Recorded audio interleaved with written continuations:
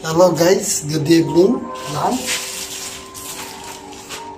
Bali ngayon ang gagawin namin ay magdadala kami ng bote sa Lulu. Yan, mga ay.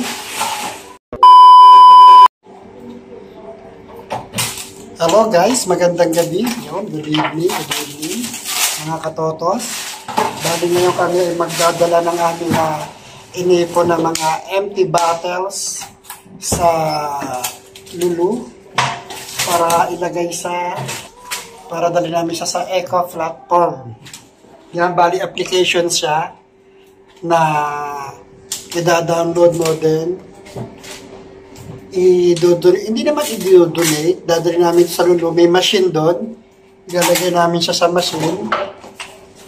Tapos may equivalent points siya kung ilan ang nailagay mo. Pwede mo ipunin yun. Then, pwede mo siyang gamitin pag-grocery. Diba? Parang double purpose eh. Nakatulong ka ng maglinis sa streets kasi kinukuha namin yung mga empty bottle. At the same time, makakaipon ka ng points para naman gamitin mo pag-grocery. Diba? Double purpose. So guys, see you there sa Lulu. Ayusin lang namin yung aming mga bottle. Ayan guys, sa mga naipon namin mga plastic bottle, di ba? Malaking bagay din yan na nakapag-ipon kami ng ganyan, at least nabawasan namin yung basura sa lansangan, di ba? Tinatanggalan lang namin siya ng mga anong tawag dyan?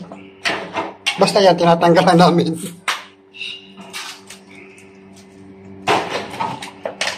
Tapos dadali namin sa Lulu. Yan anak ko, galing ng anak ko, aba.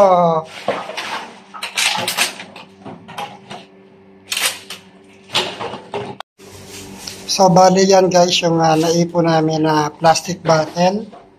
Ayan na si Mamita. Ayan guys, ang babae nagpatibok ng aking puso. Ayan. Dadali na natin yan? Oo. Pagpa-uwi na? Ayan. Tinatanggal ba ka papel na? Hindi ko alam. Wala ka sinabi. Tinanggal pa namin. Kasi parang yung nakita ko dati puro walang label yung kanyang sinusubo doon. So yan guys, yung naipon namin. Hintay lang namin si Mamita, magbibihis siya. A few inches later. Ako?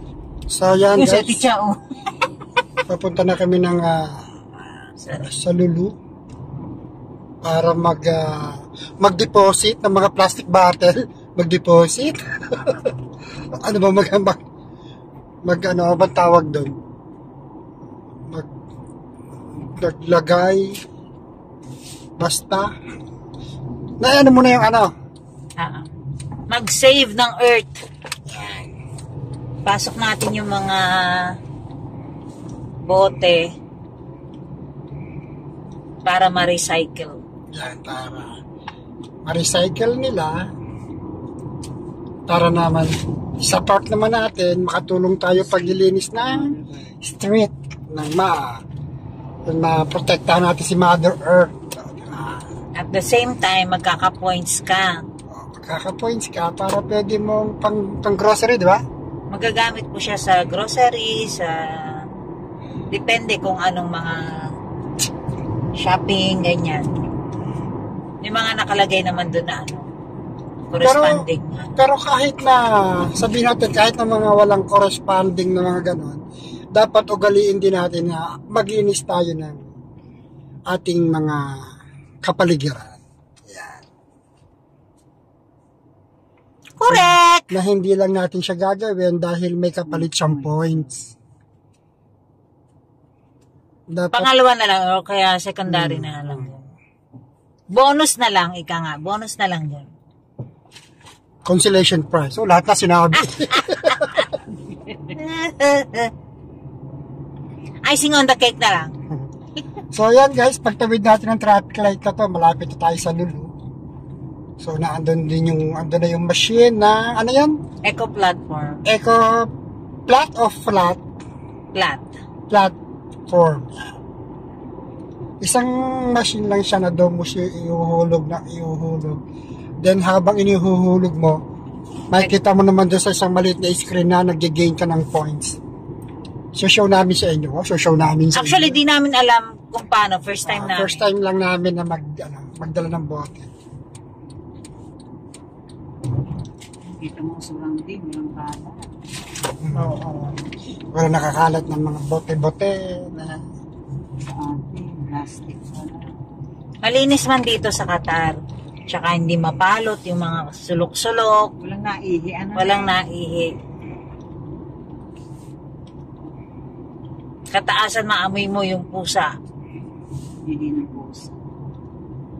Walang naihi sa pader. Walang nagsusulat. sana, Malikot talaga yung dalawang yan. Saan ako magpapark sa baba? Ibaba ko muna kayo dito, no? Bababa din yung bote. Oh, syempre. Hindi na, hindi pwede ba? Hindi doon, no? Pwede naman dito. Baka makaselfon ko kung magbababa ng bote. Ayun naman nila yan. Ayun, nagbababa. Ha? Dami, Pagbalik na kaya tayo, Saan tayo pupunta ba? magkakape nga. Bukas pa rin naman to. Ang dami naglalaga. Oo, mayroon pa doon. Makaisang ilang garbage bag. Eh, matagal yan kasi isa-isang bote yan eh. Hindi siya yung per kilo or ano. Iisa-isahin mo talaga yung bawat bote isuot.